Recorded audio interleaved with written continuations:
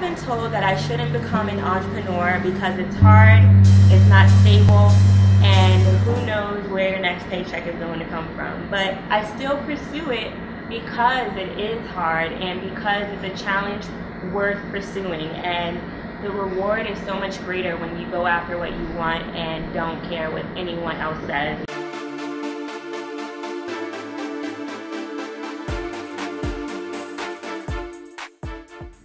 Hey everyone, it's Neffy Anderson here at Alley NYC with a brand new episode of The Path Less Traveled. Today's guest is 25-year-old entrepreneur and Emmy award-winning journalist darling, Rhonesha Byng. Now, her friends call her Nisha, but that's not just a nickname. It's also the acronym for her motto, no one ever slows her agenda. Rhonesha Byng is most known for founding the Forbes listed website, heragenda.com. Welcome! Wow, that was an amazing welcome. Thank you for having me. You're welcome. I try. So, first of all, I had to have you on the show because I love your website. I love what you do. So Her Agenda is basically a digital destination for millennial women. It has inspiration, it has information, and it has resources. And so I just wanted to have you on the show because you started this back when you were in college, and it's grown to something that's amazing. You have weekly to monthly panels. So just tell me a little bit about what opportunities you created yourself. You created for yourself that led to your big break. Okay. Oh, there's like so many moments along the way where I created opportunities without realizing it, or I found an opportunity that led me to something else. Right. Which is weird, but that's just part of my personality. So it all started way back in high school when I figured out that journalism was what I was going to do. I'm like, okay, I'm going to be a journalist. One day I'm in the newsroom. This girl is printing out these sheets of paper. Right. And I'm like, what is that? And I see like ABC, NBC, ESPN, all these big companies on the side of the paper. And I'm like, what is that? She's like, oh, it's this thing where you can intern and get paid and blah, blah, and you can intern in high school. I'm like, what are you talking about? She's like, yeah, the deadline's tomorrow. And I was just like, oh, is it? Ran around the whole school, got all the application materials together, and I ended up getting into that program and was interning at NBC from the age of 17 up until I graduated from college. Wow. So, yeah. I wasn't even thinking about interning when I was in high school. I should have been. Yeah, no, that was like my number one priority. And everyone told me, you can't intern, you're in high school. Right. And I'm like, I'm in New York. All the media companies are in New York. I'm going to find a way to make that happen. And I had even more confidence just because I was modeling in 17 magazine, Teen Vogue, and that happened randomly also. It through an opportunity that you could say I created, but really it was really more so my mentors would extend an opportunity and then I would take advantage of it. I feel like a lot of people sometimes are offered opportunities and then they don't really take advantage of it. Right. So I was in another thing in high school, and the beauty editor from 17 magazine was one of the mentors, and she came up to me and she said, do you want to model? I was like, of course. And she hooked me, and then she's like, email me a picture of you and your information, and she connected me with the magazine. And she also offered this to one of my friends. She never emailed her. Wow. And she never had the opportunity. And so it's just really about recognizing when people are willing to help you, being nosy, and then not being afraid to just try and go for the opportunity. Right. And then there's that quote that you miss 100% of the shots that you don't take. Mm-hmm. And I think that a lot of people, which is something that I'm about to tell you that I struggle with, is, you know, getting an opportunity and like saving it for a later date. It's like, oh, somebody says like, oh, I'll take you out for lunch and we can do a talk about blah, blah, blah. Mm-hmm. It's like, yeah, okay. But it's like, you save it for a later date and a later date and a later date, and, and it never comes, and you never cash in on that social currency. Mm-hmm. So that's kudos to you. Yeah. So what would you say you did to deliberately brand yourself? I was just super weird, and just like, this was in 2006, 2007, and I came up with this acronym for myself because I literally hit the ground running with journalism. I was interviewing celebrities, I was going to press conferences, I was really doing professional reporting when I was in high school. So I remember going to all these events and people had business cards. And I'm like, oh, I can have a business card. I went on Vistaprint.com, made up a little card, and I was 16, 17 years old handing out business cards. That right there made people remember me. Despite the fact that I was already branded and I had an acronym and everything, I didn't even have like a website. I had a blog. But back then, nobody had a blog, so everyone was like, oh, she has a website. Yes, the blog. Like, okay. So, yeah, I think just coming up with the acronym, which really just kind of defined my lifestyle at the time, and also really went with my MySpace page really well. Right. When I was Googling you, doing my little research, due diligence, I did see the MySpace page pop up. That's hilarious. I didn't even delete it. It's just there. It's just like, that's part of my journey. Throwback Thursday. It's part of my journey, really, because when I was modeling, I'm so mad I'm talking about high school so much, but it really set the foundation for where I am now, because 17 listed me in the contributors section of in the back of the magazine, and they listed my MySpace URL. I'm like, oh, that's cool. No big deal. The next day after it came out, my inbox was flooded. Wow. Flooded with messages from girls all over the country, because on my MySpace page, I also would blog, and I had pictures of what I was doing every day, like going to press conferences, pictures with celebrities, like well-known people. So they were like, how did you meet Chris Brown? How did you meet P.T. Dobson? And how do you do this and that? I'm like, whoa. Why are they asking me all these questions? Like, they're looking up to me almost like I'm untouchable, like I'm not like them. And I'm just like, I'm like you. I'm just like you. No one helped me. I just went out there and did it, asked for it, put myself out there, and it happened, and you can do it too. And so that's when I realized that there was a need, and that, you know, young women were looking to these magazines, and they were looking in the wrong places to get answers to their questions, to get inspiration, to get advice, and to accomplish their goals. And they had all these big dreams and goals, so I wanted to introduce them to all of the amazing women I was meeting behind the scenes, all the publicists, all the mentors, all the women in the rooms that I was in, that I feel like they didn't know about, they didn't have a connection to, because there were no reality shows back then showcasing women who were working. There were no websites back then showcasing women who worked. So that's really kind of what had me thinking of like creating something, but I didn't know what it was going to be. Right. And then I talked it over with my brand manager at the time, and he's like, why don't you make a site called Her Agenda? And I'm like, oh, that makes sense. Right. And I didn't know what it was going to be, but I was like, okay, I'm going to create something for these girls, for women to go to be encouraged and to get opportunities and resources. Right. I love it. So what would you say is one thing that most people don't know about your journey to where you are now? One thing that most people don't know. Good one. I ain't gonna take a little bit to think about it. I do. In terms of my journey, let's see. I don't think that people know that I walked away from a lot of stable full-time positions. And when I tell them that, they're like, what?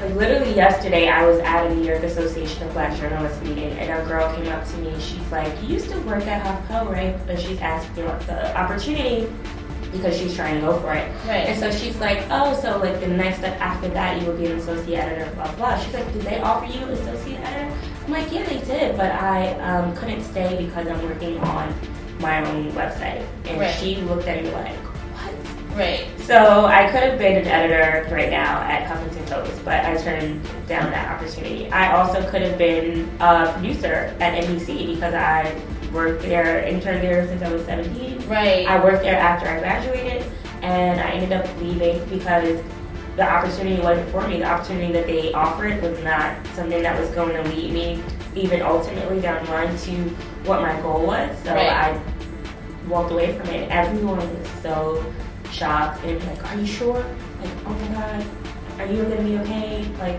it's crazy. So where'd that courage come from? Because I'm pretty sure those people weren't just people on the outside, but your friends, your family members, maybe your parents. Where'd that courage come from to stay true to the vision that you saw for your life and walk away from it? Well, really, my parents didn't have that reaction because they know me. They know that I do not like to go into an office and sit at anybody's desk every day. Yeah. And they just know that I will figure it out. Like, they have complete confidence in me. So when I told them they're like, oh, okay, so what are you gonna do now? And so they're just letting me figure it out. They're not like on my back about, you know, what's happening with this, blah, blah, blah. I'm just like, they know that I'm going to figure it out because I've been working for so long in corporate America, and I figured that out. So they know that I'm smart and I know what I'm doing. Right. So really that's the biggest thing. If they had made that face and were like, wait, then maybe I probably would have like stayed longer or did something differently. But I have the support of my family and the outside people. They'll understand it eventually when everything comes full circle. Right. That's awesome. So what would you say is one thing that you know now that you wish you knew when you first started? Let's see. I actually would reverse that. I actually wish that... Okay, no, that's going to be super confusing. So what do I know now that I wish I knew? I honestly wish that I had the connections that I have now when I first started. Because when I first started, I had the fearlessness and the confidence and ambition to really like amp it up. Like I feel like I would have funding now if like I had the connection that I have now and the confidence that I had when I first started. When I first started, I was like going up to people like, listen, this is what I do, so what can we do together? Right. And now I'm a little bit more, I think, mature and strategic about really building relationships and things like that before I ask people for something. But in this day and age, like you read about things, it's just like you have to kind of go out there and just really like, you know, do it and just not be afraid to just be upfront and aggressive with people. And I feel like I've gotten less aggressive over the years. I'm a little bit more laid back. Right. So I don't know. It's just like a little fine line, but I'm happy with like how I think everything happens for a reason. Right. So, I agree. Yeah. And so that was kind of like the reverse thing that you were talking about. It's like you kind of wish you like the connections that you have now. Like when I first started, I was like telling everybody like I'm Nisha. No one ever saw my agenda. Like that now, like. Other people say it to me now, like they'll like amp it up. They're like, Nisha, no one ever. I'm like, okay. Like I know that's my name. You don't need to remind everybody. Yeah. And, like almost like I'm not ashamed of it, but it's just like I don't want to be like too boastful. Boastful and like, you know, this is me. This is what I do. And now other people are doing it, and I'm like not really. I don't think I receive it as well as I like would have if people were doing that when I first started. I'd be like, oh, everybody knows. Yes. And now I'm just like, oh, everybody knows. You know what I mean? Yeah. No, I get you. I think that's something that everyone kind of struggles with a little bit, and it's just like to try to fight that voice inside that says to just kind of like, you know. It's kind of like that voice that says you sit in the front of the class or you sit in the back of the class. You sit in the fifth row. Mm-hmm. So it's just like, just do it. Just go with your gut. Just do it. And who cares? Who cares who's looking? Who cares who's talking?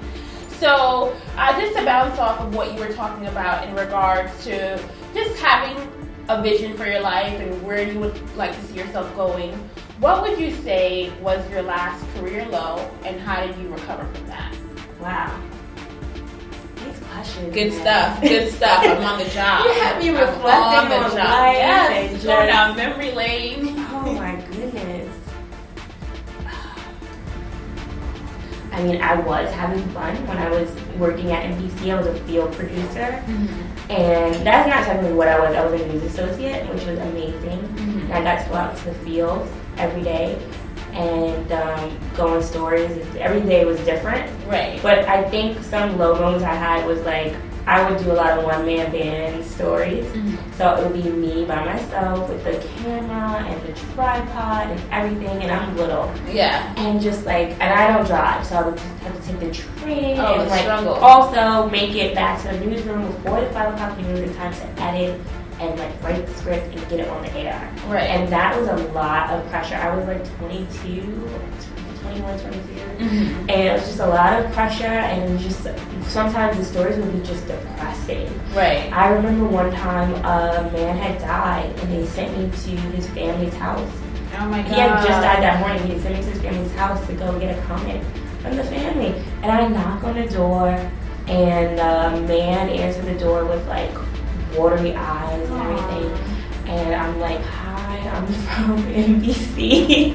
And I just wanted to talk to you about, you know, what happened with your your brother this morning?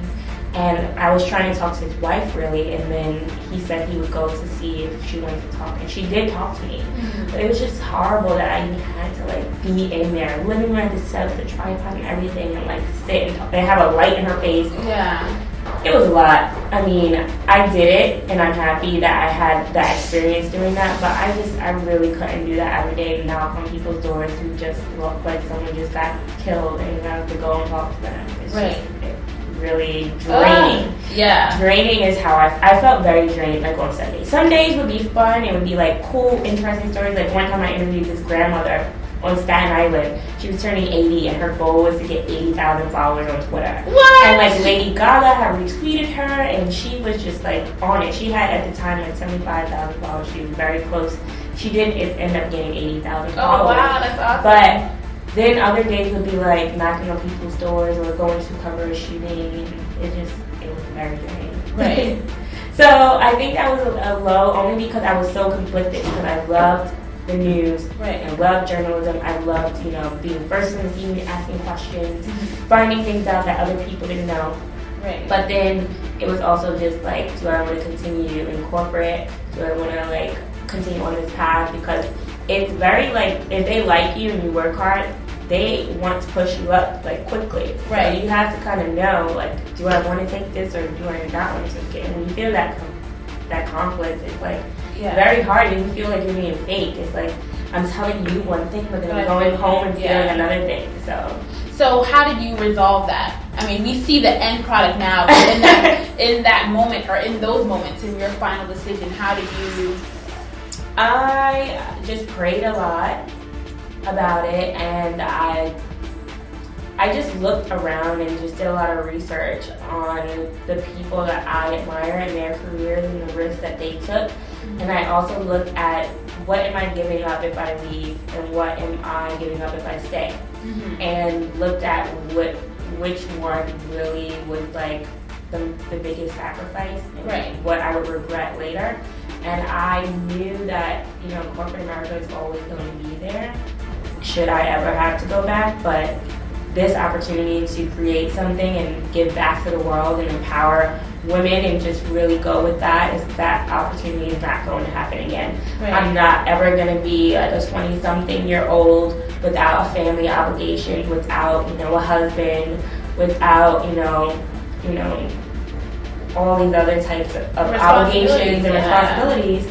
So I might as well take the risk now while I'm young and I'm still, in that age where, like, I can get support from my family and from people, and just, like, take that risk. And I'm so glad you did, because there's definitely a market, out here for what you provide.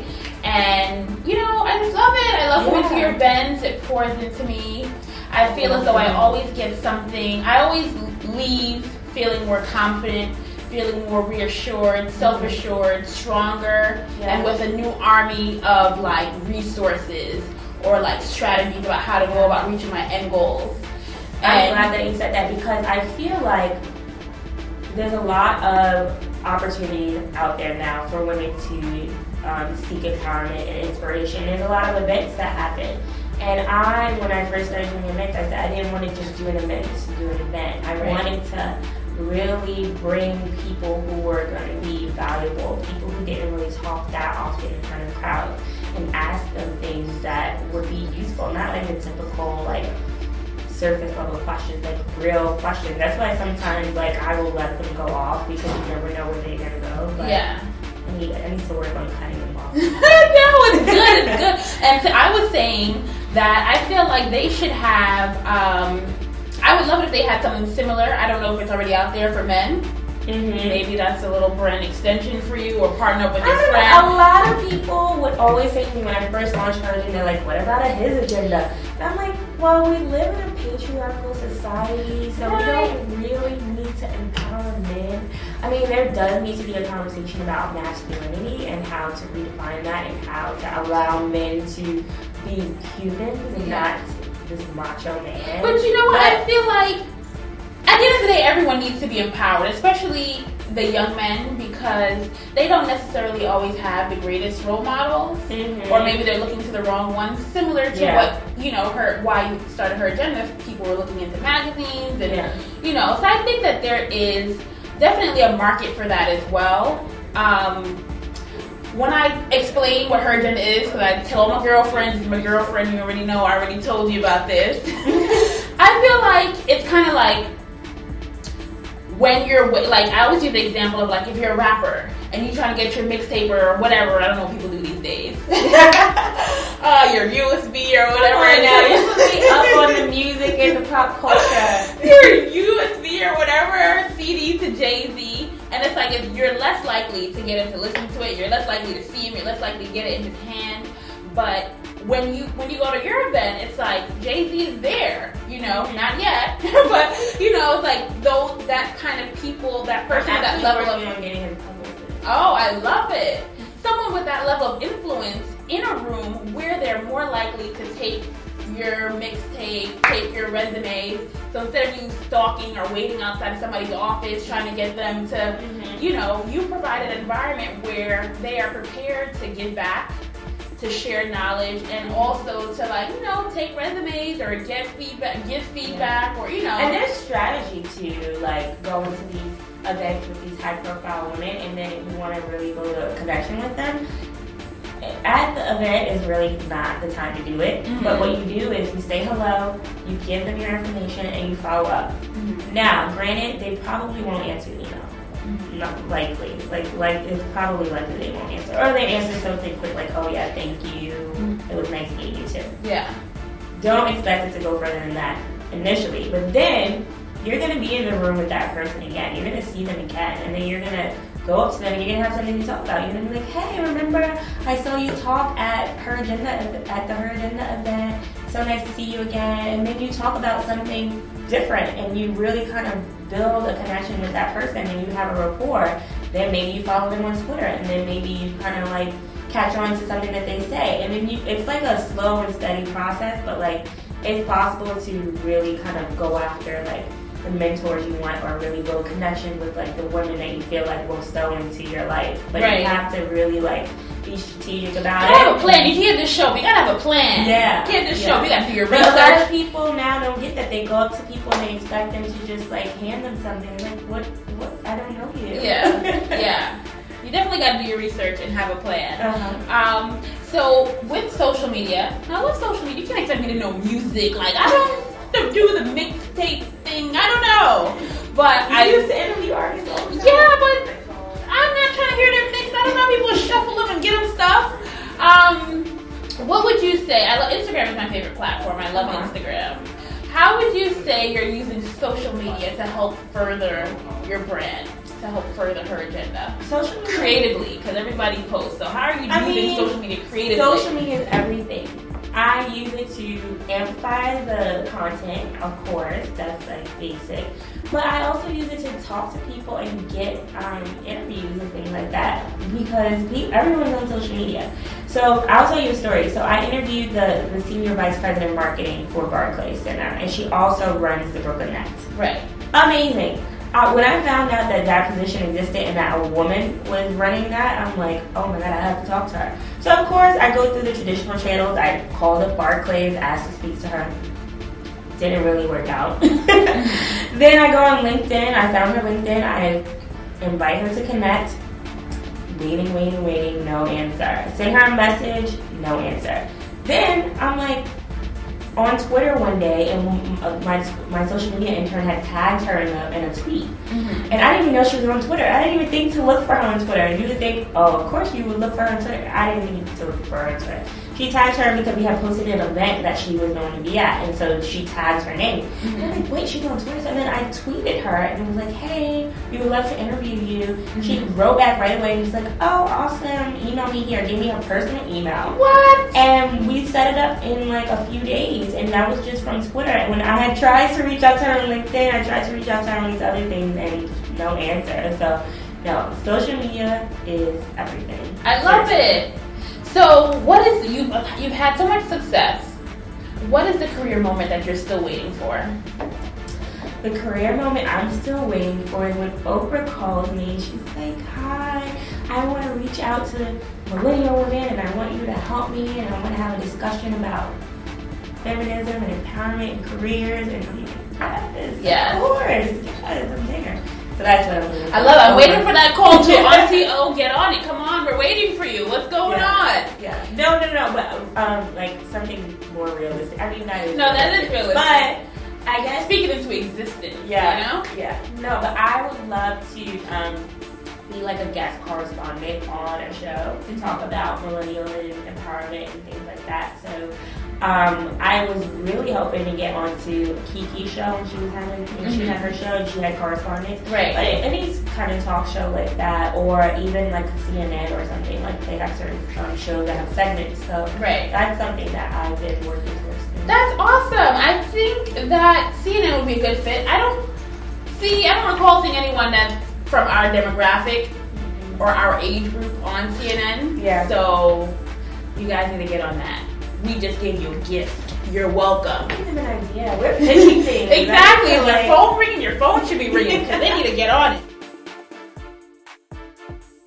So as you know, I am a person to people, like the people they want. So we post a little question on social media to see what people wanted to know about you. I bet you no one asked anything. Come on. I post everything on social media, so. Let's see. What is the most difficult part about running your own business? The most difficult part is that you don't have anybody really to tell you what to do every day. And so that's a good thing and a bad thing. And it's a good thing just because, okay, the sky is the limit, you can do anything. But then it's a bad thing because then you want to do everything. And then it's just like, well, what do I focus on today? There's no one over your shoulder like, oh, actually, we need you to do this today. Right. It's just like all up to me to determine what is the priority for that day. And that actually took a while to really understand like how to really do that.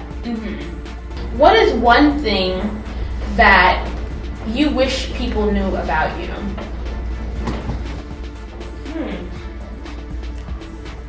Because everyone has a perception of who we are, right? The face that we give to everyone, the business owner, the girl that has it all together. And you are those things, but what's behind that? What is? I just wish people knew that I was more than a brand. I feel like I did work so hard to brand myself and everything, but then I feel like when it comes to my personal interactions, because now everybody is so plugged in, like dating, for instance. A guy can Google me and like be like, oh my god. Wait, you had that happen? And like I'm just like, that's why when I date now, I don't want them to have my social media. I'm like, do not follow me on Instagram, Twitter, anything. Yeah. But then of course it's like so easy to find me, so it's like you don't naturally like people are like, oh, what's your Instagram? I'm like, how do I tell you? Yeah. Because I don't want them to get a perception of me that's like just my brand. And like, I'm more than my brand. I am a girl, Brooklyn girl, who is just, you know, I'm working on my dream and everything, but I'm also a woman and I'm a regular person. Right. So just that people knew that I was more than my brand. And I'm like, outside of work, I mean, I'm like an adventure junkie. Like on my birthday, I took flying trapeze class. Oh my gosh, I did that too. So where did you go for your? There's so much West Side Highway, like where they. It's flying trapeze. It's New York Trapeze School. I think that's the one that I went to. I opted to do the one inside. There's like one that you can do inside and there's one that you can do outside. When I did it, it was in April, so it's starting to get warm. Actually, it was freezing that day, but I did outside. Oh my gosh, I love it! And like I went swimming with dolphins, and I'm always like, I go scuba diving, which is like a cross between scuba and snorkeling. Okay. But you don't need to be certified, so you can go up to 15 feet under the water. Oh my goodness. And it's amazing. Like, cause I swear I was a mermaid in another life. I love swimming. I love the ocean. I love water.